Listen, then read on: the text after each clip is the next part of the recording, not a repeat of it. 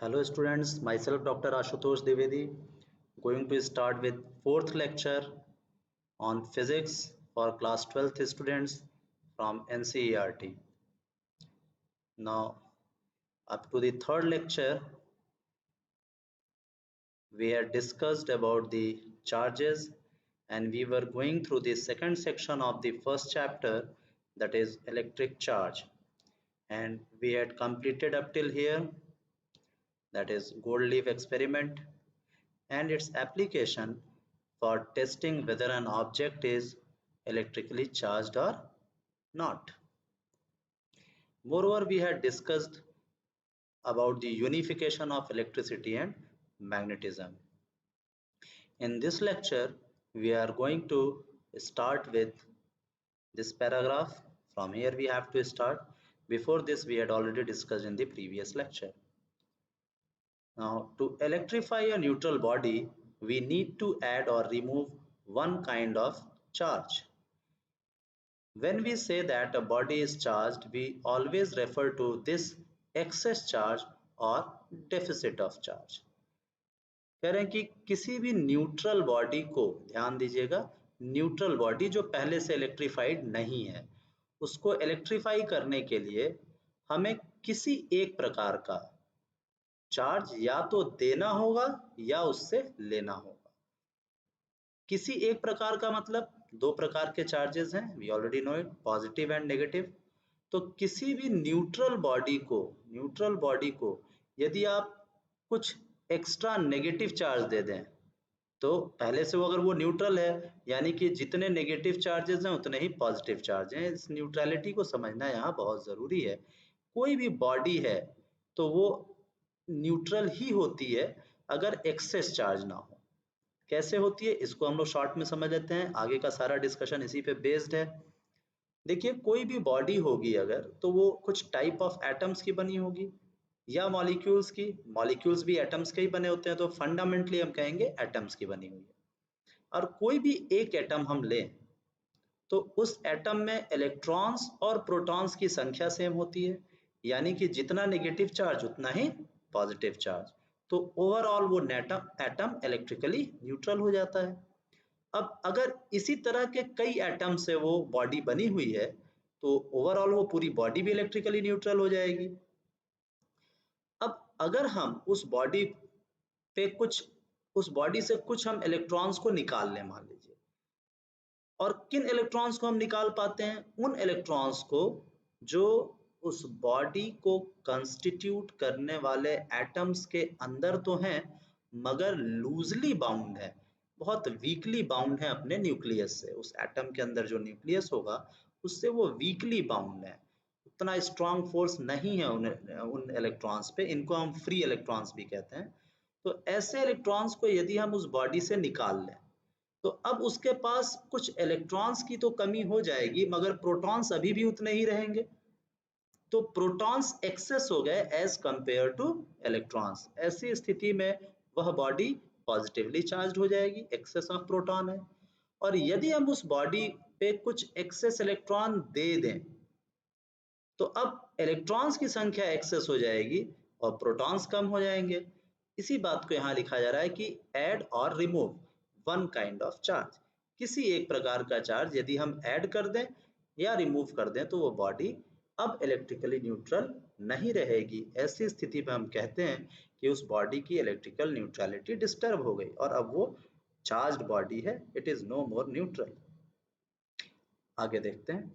In solids, some of the electrons being less tightly bound in the atom are the charges which are transferred from one body to the other. यही बात मैंने अभी अभी बताई है कि less tightly bound electrons जो होते हैं वही एक बॉडी से दूसरे बॉडी में ट्रांसफर हो जाते हैं।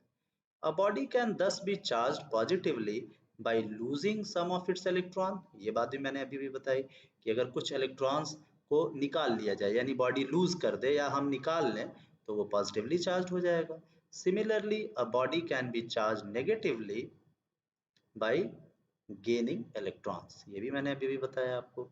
When we rub a glass rod with silk, some of the electrons from the rod are transferred to the silk cloth, thus the rod gets positively charged and they still gets negatively charged. ये already मैंने पिछले discussion में, पिछले lecture में बताया है, ये experiment करके सिल्क क्लॉथ पे ग्लास रॉड की रबिंग और प्लास्टिक रॉड का कैट्स फर पे रबिंग से, फ्रिक्शन से कैसे चार्जिंग होती है, ये पिछले वीडियोस में डिस्कस किया गया है।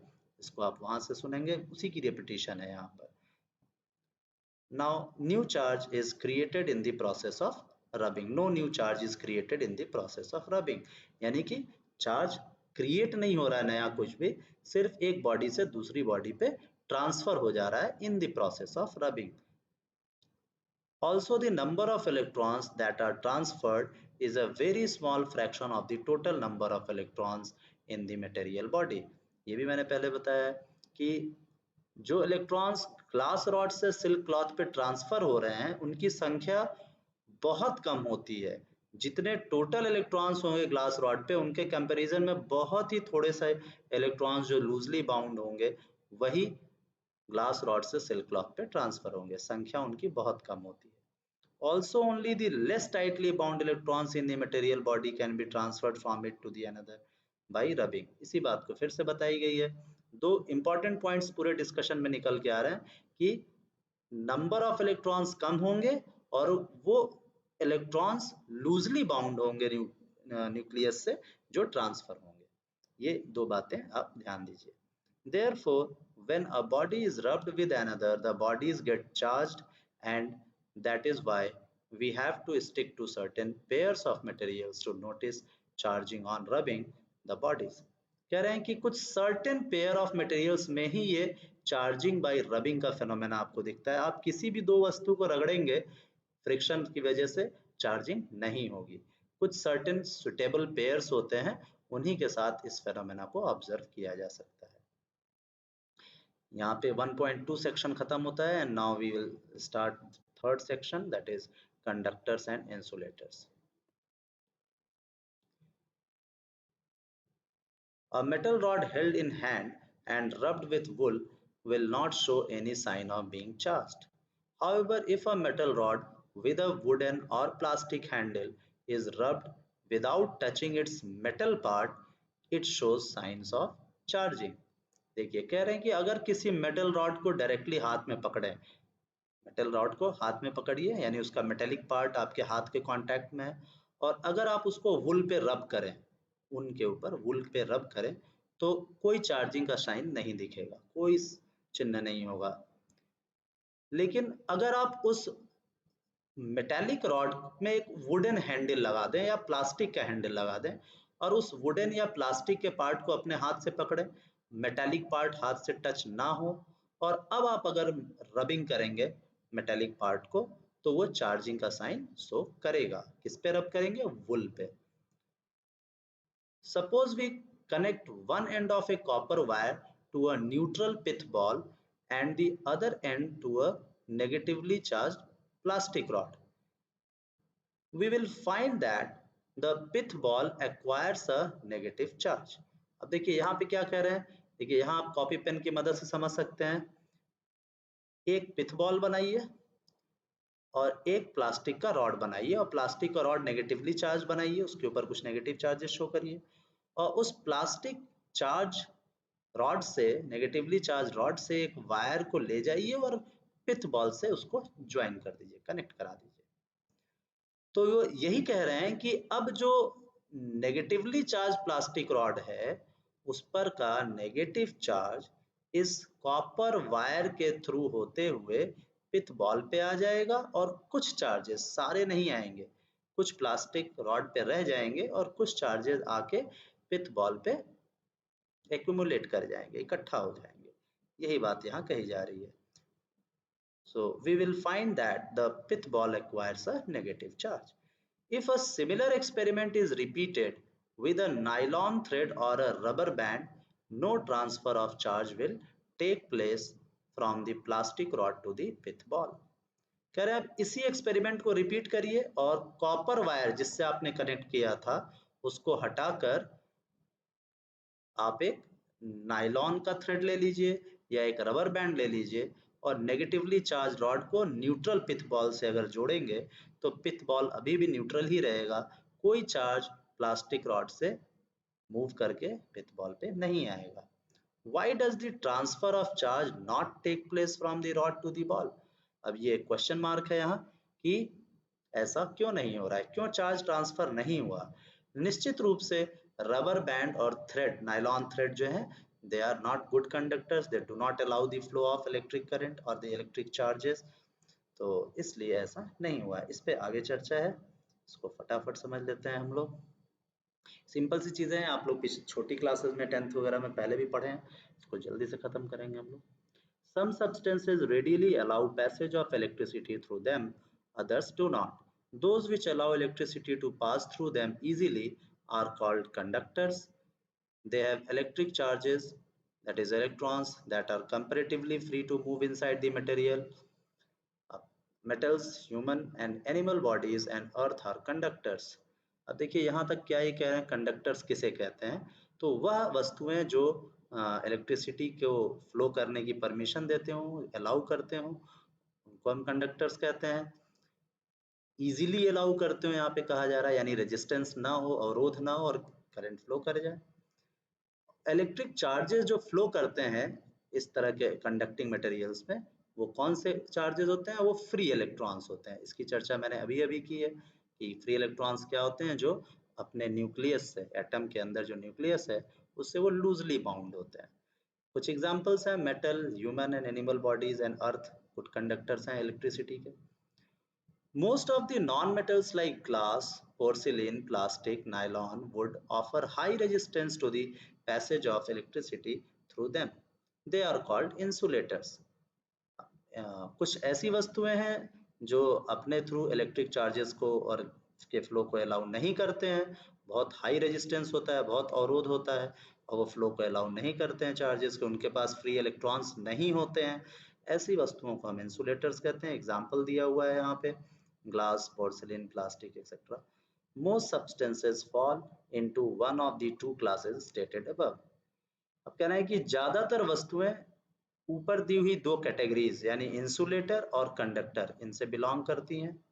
यहाँ एस्टेरिक्स लगा के कुछ नीचे लिखा गया है, फुटनोट, इसे भी देखते हैं। There is a third category called semiconductors, which offer resistance to the movement of charges, which is intermediate between the conductors and insulators. अब देखिए एक थर्ड कैटेगरी है, दो कैटेगरी हमने देखा। एक वह कैटेगरी कंडक्टर्स की जो इलेक्ट्रिक करंट के फ्लो को इजीली अलाउ करता है, इजीली पे ध्यान दीजिए, यहाँ लिखा हुआ है आपकी बुक में इजीली। और दूसरा इंसुलेटर्स जो बहुत हाई रेजिस्टेंस है, बिल्कुल ही करंट के फ्लो को अलाउ नहीं करता है। अब एक बीच की इंटरमीडिएट कंडीशन है, यानी कुछ मटेरियल्स ऐसे भी हैं जो कंडक्टर्स के बराबर तो नहीं इलेक्ट्रिक फ्लो को अलाउ करते हैं, इलेक्ट्रिक चार्ज के फ्लो को अलाउ करते हैं, उनसे कुछ कम, मगर इंसुलेटर से कुछ ज्यादा कंडक्टिविटी होती है इनकी। ये तो ये एक बीच की स्थिति है, इसीलिए इन्हें सेमी कंडक्टर, सेमी मीन्स बीच की स्थिति, आधा कंडक्टर है ये, तो इंटरमीडिएट करंट। तो ऐसे भी कुछ सब्सटेंसेस होते हैं जिनकी कंडक्टिविटी कंडक्टर से ज्यादा मगर इंसुलेटर से कम होता है। ये एक अलग क्लास है, ये पूरा एक चैप्टर है आपकी सेकंड बुक में, इस पे आप बाद में डिस्कस करेंगे आगे। तो यहाँ पे अब हम क्लासिफाई कर सकते हैं कि पूरे जितने भी टाइप ऑफ मटेरियल्स अवेलेबल है हमारे पास, पूरी वैरायटी, उसको अगर हम इलेक्ट्रिकल प्रॉपर्टी के बेस पे क्लासिफाई करें तो हमारे पास तीन क्लासेस हैं, कंडक्टर्स, इंसुलेटर्स और सेमीकंडक्टर्स।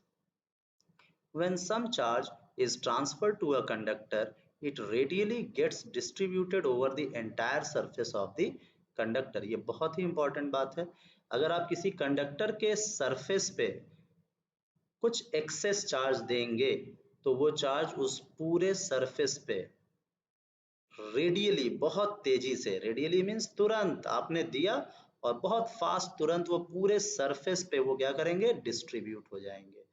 ठीक है, कहीं एक जगह इकट्ठा नहीं रहेंगे, वो क्या करेंगे, जैसे आप एक स्फेयर ले लें बड़ा सा और स्फेयर के किसी एक पॉइंट पे आप चार्ज सप्लाई करेंगे, ट्रांसफर करेंगे किसी दूसरे ऑब्जेक्ट से या वायर से, तो वो पूरे स्फेयर के सरफेस पे जाके इकट्ठा हो जाएगा, डिस्ट्रीब्यूट हो जाएगा। In contrast, if some charge is put on an insulator, it stays at the same place. ये बहुत ही महत्वपूर्ण लाइन है, इसकी आगे जरूरत पड़ेगी, गॉस थ्योरम वगैरह जब आप पढ़ेंगे। कह रहे हैं कि अगर इंसुलेटिंग ऑब्जेक्ट है, इंसुलेटर है, तो ये बिल्कुल विपरीत इसका व्यवहार होगा। इसका बिहेवियर क्या होगा कि अगर आप कोई भी एक्सेस चार्ज इसके किसी एक हिस्से पे देंगे तो वो वहीं पे रुका रहेगा, वो फ्लो करके डिस्ट्रीब्यूट नहीं होगा through out the surface of the object, ऐसा नहीं होगा। You will learn why this happens in the next chapter. देखिए अगले चैप्टर में इस पे और चर्चा होगी। This property of the materials, this property of the materials tells you why a nylon or plastic comb gets electrified on combing dry hair or on rubbing, but a metal article like a spoon does not. देखिए इसका example यहाँ पे आपके सामने है। अगर आप plastic nylon जो कि इंसुलेटर्स हैं, इनको अगर कॉम्ब करें अपने बालों में, कॉम्बिंग करें इससे ड्राई हेयर में, रबिंग होगी बालों के साथ, तो ये ऑब्जेक्ट्स क्या होंगे, नायलॉन और प्लास्टिक के कॉम्ब्स, ये इनके ऊपर जो चार्ज इकट्ठा होगा वो वही इकट्ठा रहेगा, वो डिस्ट्रीब्यूट होके या फ्लो होके आपके हाथों से अर्थ में नहीं होगा या किसी दूसरे ऑब्जेक्ट पे नहीं जाएगा, जबकि आपके हाथ कंडक्टिंग है। मगर वो प्लास्टिक का कॉम जो है वो कंडक्टिंग नहीं है, चार्ज वहीं पे स्टे करेगा, वहीं रुका रहेगा और वो चार्ज बॉडी की तरह वो ऑब्जेक्ट बिहेव करेगा, एक्सेस चार्ज हो जाएगा उसके ऊपर। बट मेटल आर्टिकल, लेकिन मेटल को अगर आप पकड़े होंगे, अभी आपने एग्जांपल पहली लाइन इस सेक्शन का जो पढ़ा कि अगर कोई मेटल ऑब्जेक्ट हो और अगर आप नेकेड हैंड में उसको पकड़े हुए हैं बिना किसी प्लास्टिक हैंडल या वुडन हैंडल के, तो चार्ज क्या होगा, आपकी बॉडी से फ्लो करके चला जाएगा और कोई चार्जिंग के सिम्टम्स, साइंस नहीं दिखेंगे। यही बात यहाँ फिर से दूसरे एग्जाम्पल में बताई गई है। The charges on metal leak through our body to the ground as both are conductors of, देखिए अगली लाइन बिल्कुल यही लिखी हुई है कि आपकी बॉडी भी कंडक्टिंग है और मेटल भी कंडक्टिंग है, तो चार्ज फ्लो करके अर्थ में चला जाएगा, अर्थ भी कंडक्टिंग है, तो पूरा साइकिल कंप्लीट हो जा रहा है, पूरा सर्किट कंप्लीट हो जा रहा है। When we bring a charged body in contact with the earth, all the excess charge on the body disappears by causing a momentary current to pass to the ground through the connecting conductor such as our body। देखिए क्या कह रहे हैं कि जब भी कोई charged body earth के कांटेक्ट में आएगी तो जितना भी एक्सेस चार्ज होगा, चार्ज बॉडी का मतलब एक्सेस चार्ज होगा, पीछे यही चर्चा की गई है, कोई भी बॉडी चार्ज कब होगी और न्यूट्रल कब होगी, इसकी चर्चा पीछे की गई है। तो अगर कोई भी चार्ज बॉडी है तो उसके ऊपर का जो एक्सेस चार्ज है वह क्या होगा, अर्थ के कांटेक्ट में आते ही डिसअपियर कर जाएगा। डिसअपियर क्यों कर जाएगा, देखिए बता रहे हैं आप कि एक मोमेंटरी करंट होगा, करंट को किससे कहते हैं हम, फ्लो ऑफ इलेक्ट्रिक चार्ज को हम करंट कहते हैं। तो जो एक्सेस चार्ज है वो एक ही मोमेंट में, बहुत कम समय में, in a very small interval of time, एक क्षण में वो पूरा चार्ज बॉडी पे जो एक्सेस चार्ज है वो फ्लो करके अर्थ में चला जाएगा। इसी फ्लो को हम मोमेंटरी करंट कह रहे हैं, क्योंकि ये बहुत फास्ट होगा, एक मोमेंट में चार्ज फ्लो कर जाएगा अर्थ में, तो इसी फ्लो ऑफ चार्ज को हम मोमेंटरी करंट कह रहे हैं, ध्यान दीजिएगा। This process of sharing the charges with the earth is called grounding or earthing। इसी ये जो अर्थ को हम चार्ज फ्लो करा दे रहे हैं विद इन नो टाइम, एक मोमेंट में, इसी को हम ग्राउंडिंग या अर्थिंग कहते हैं। Earthing provides a safety major for electrical circuits and appliances. Earthing हम सभी लोग अपने घरों में कराते हैं, फैक्ट्रीज में कराते हैं, ये हमें एक सेफ्टी मेजर देता है हमारे घर के जो इलेक्ट्रिकल सर्किट्स होते हैं उनको, लाइटनिंग के वक्त या लीकेज हो कहीं वायर में कहीं, इस पे आगे हम चर्चा करेंगे, करंट इलेक्ट्रिसिटी चैप्टर में इसका एप्लीकेशन है, वहाँ पे भी हम इसको फिर से देखेंगे। A thick metal plate is buried deep into the earth and thick wires are drawn from this plate. These are used in buildings for the purpose of earthing near the main supply. The electric wiring in our houses has three wires, live, neutral and earth। आप देखते हैं आप सभी के घरों में 3 point pins होते हैं, तीनों से 3 वायर आके जुड़े होते हैं, उन्हीं तीनों वायर को कहा जा रहा है, एक लाइव वायर होता है जो रेड कलर का होता है, एक न्यूट्रल जो ग्रीन होता है और तीसरा अर्थिंग होता है, ग्रीन अर्थिंग होता है। The first two carry electric current from the power station, first two means live and neutral, ये दो के थ्रू करंट का फ्लो होता है, and the third is earthed by connecting it to the buried metal plates। वो तीसरा जो ऊपर एक पॉइंट होता है, ट्रायंगुलर आप पॉइंट्स देखते होंगे जो 3 पॉइंट्स होते हैं, सॉकेट्स होते हैं, उसमें जो ऊपर होता है ट्रायंगल के एकदम ऊपर वाला सिंगल, वो अर्थिंग वाला होता है। Metallic bodies of the electric appliances such as electric iron, refrigerator, TV are connected to the earth wire. When any fault occurs or live wire touches the metallic body, the charge flows to the earth without damaging the appliance and without causing any injury to the humans. This would have otherwise been unavoidable since the human body is a conductor of electricity. देखिए अगर कोई भी live wire, ये topic 10th class में भी discuss किया गया है, पूरा डोमेस्टिक सर्किट बना के किया गया है। कोई भी लाइव वायर अगर आपके इलेक्ट्रिकल अप्लायंस, मान लीजिए आपके घर में टीवी है या यूपीएस है या कोई भी ऐसी मेटेलिक बॉडी, जिस जिस जिस डिवाइस, जिस अप्लायंस की बॉडी मेटेलिक होगी, यदि उसके अंदर इलेक्ट्रिक वायर जो गया हुआ है डिवाइस के अंदर, अप्लायंसेस के अंदर, वो किसी तरह गलती से कहीं से उसका इंसुलेटर कट गया, जो इंसुलेटिंग कवरिंग है वो कट गया, डैमेज हो गया, और वो अगर बॉडी केजिंग जिसको हम बोलते हैं, उसका जो ढक्कन है ऊपर से कवर्ड बॉडी है मेटालिक बॉडी, उसके कांटेक्ट में अंदर ही अंदर वायर आ गया, तो करंट उस बॉडी में भी फ्लो करेगा। अब उस बॉडी में जब करंट फ्लो करेगा और अगर आप उसकी बॉडी को आप छू दिए बाहर से, आपको तो पता नहीं कि अंदर से कोई वायर उस बॉडी को टच किया हुआ है, और आपने अप्लायंस को स्विच ऑन किया, तो उसकी बॉडी में करंट आया और आपने टच किया, तो आपकी बॉडी कंडक्टिंग है। अब उसकी बॉडी से अप्लायंस की आपकी बॉडी में करंट फ्लो करेगा और फ्लो करके कहाँ जाएगा? अर्थ में, क्योंकि आप अर्थ पे ही खड़े हैं। तो इस पूरे प्रोसेस में पूरा करंट आपकी बॉडी से होते हुए अर्थ में जाएगा, तो आपको इलेक्ट्रिक शॉक लगेगा। इस इलेक्ट्रिक शॉक से बचने के लिए एक अर्थ का वायर, जो 3 पिन सॉकेट्स में एक तीसरा ऊपर वाला होता है, वो कनेक्टिंग कॉर्ड जो होता है, जो सॉकेट से अप्लायंस को कनेक्ट करता है, वह वायर जाकर उसकी केजिंग से, अप्लायंस की बॉडी से उस अर्थिंग वायर को जोड़ दिया जाता है, ताकि अगर लाइव या न्यूट्रल वायर बॉडी के टच में आ भी जाए, तो बॉडी में करंट जब आएगा तो उस अर्थिंग वाले वायर से, जो कि उसकी केजिंग से कनेक्ट किया गया है, उससे होते हुए वो सीधा अर्थ में चला जाए आपकी वायरिंग के थ्रू। आपकी बॉडी से अगर टच भी हो, तो वो आपकी बॉडी के रास्ते से होके ना जाए अर्थ में, बल्कि वो तीसरे पिन में जो वायर है, उस वायर से रिटर्न होके और अर्थ में चला जाए। इससे आपकी बॉडी सेफ रहेगी। इसी के साथ ये वीडियो हम लोग खत्म करते हैं। नेक्स्ट वीडियो में हम लोग अगले सेक्शन 1.4 से शुरू करेंगे। Thank you.